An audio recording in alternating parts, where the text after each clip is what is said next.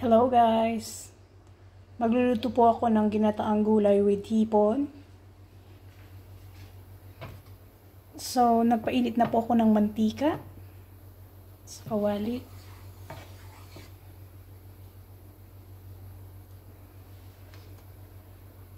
So, ngayon po, mainit na po yung aking kawali. So, maglalagay na po ako ng...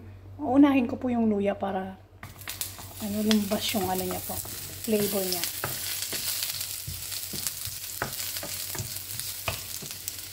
Medyo malakas yung apoy niya. Hinaan ko lang po. Tapos, sunod ko na po yung sibuyas.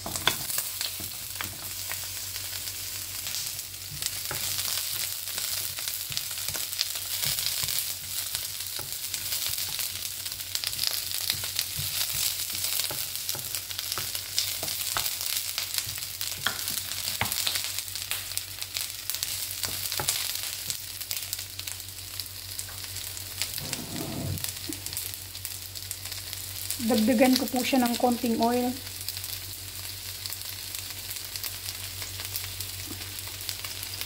Or mantika. Okay lang kasi yung nailagay ko po.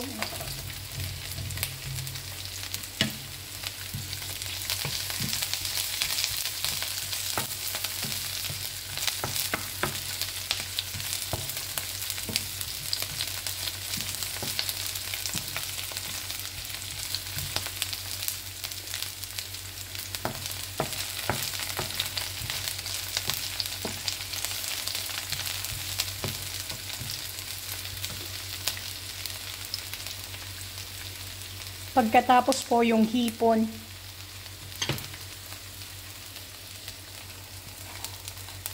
Frozen na hipon po to guys. Ready to cook na siya. Unahin ko lang po, tapos hahanguin ko para hindi siya ma-overcook.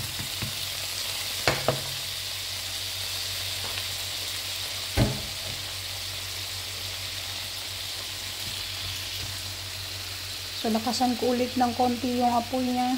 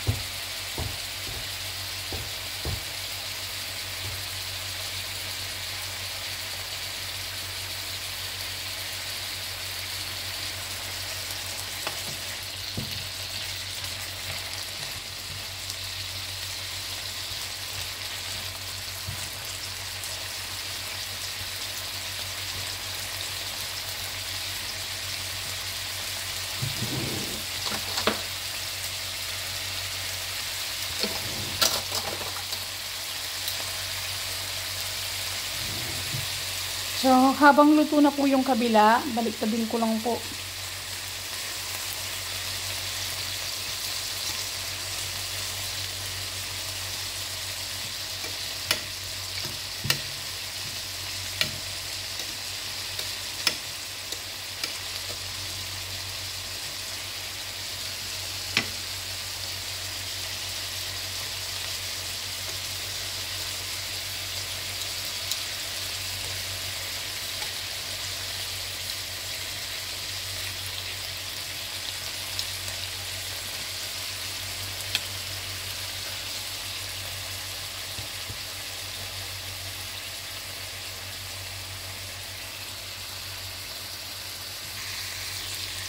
So, luto na po yung hipon.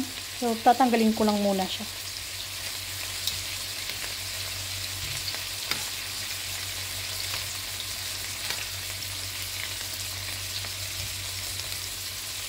Bango, grabe.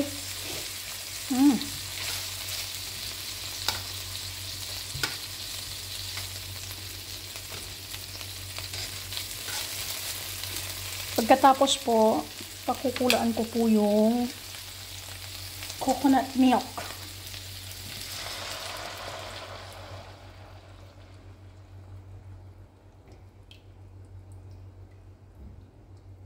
Pag kumulo na po yung coconut milk, tsaka ko po ilalagay yung mga gulay para hindi po sila ma-overcook.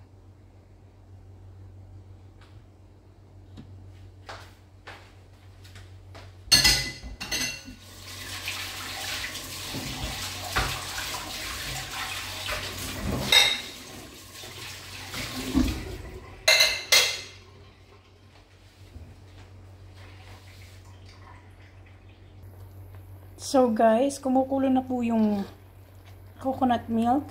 So ilalagay ko na lang po itong kalabasa kasi medyo matagal po itong maluto.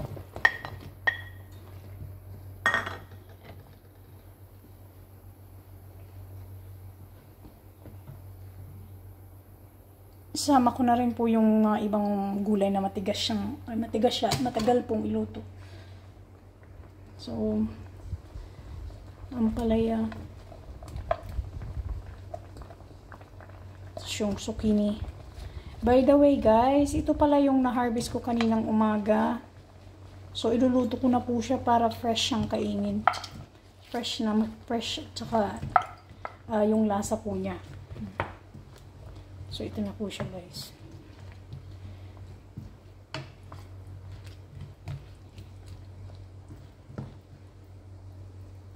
Tsaka yung sitaw na rin. Lagay ko na rin po yung sitaw.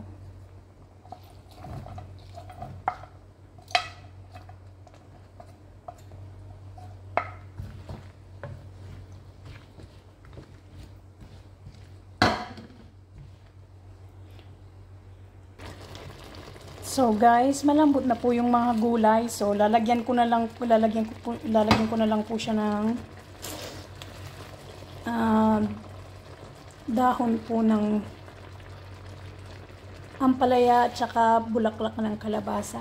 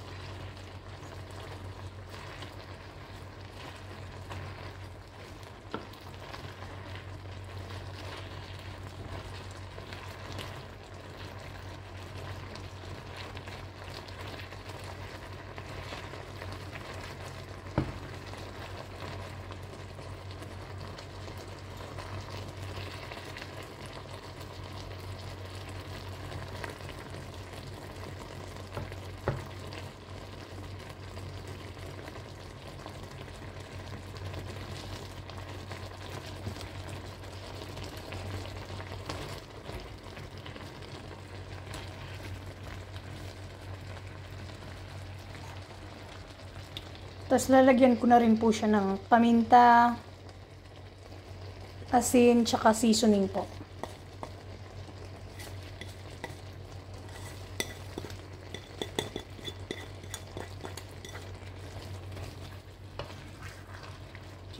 Haluin ko lang pong mabuti.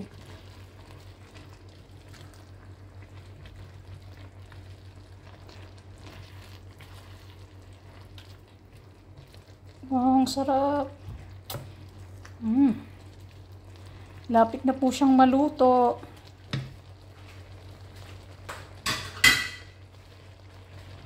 Pagkatapos po, dahil malapit na siyang maluto, ilagay ko na rin po itong hipon ulit.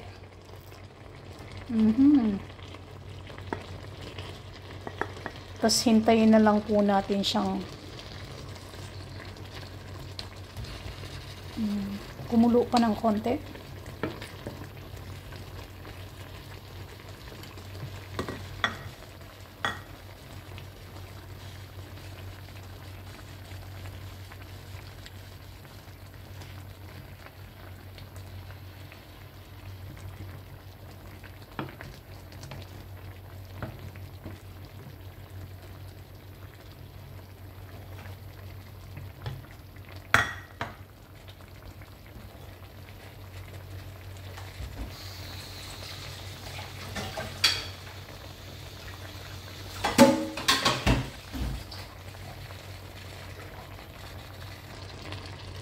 So guys, luto na po ang ating gulay. Ang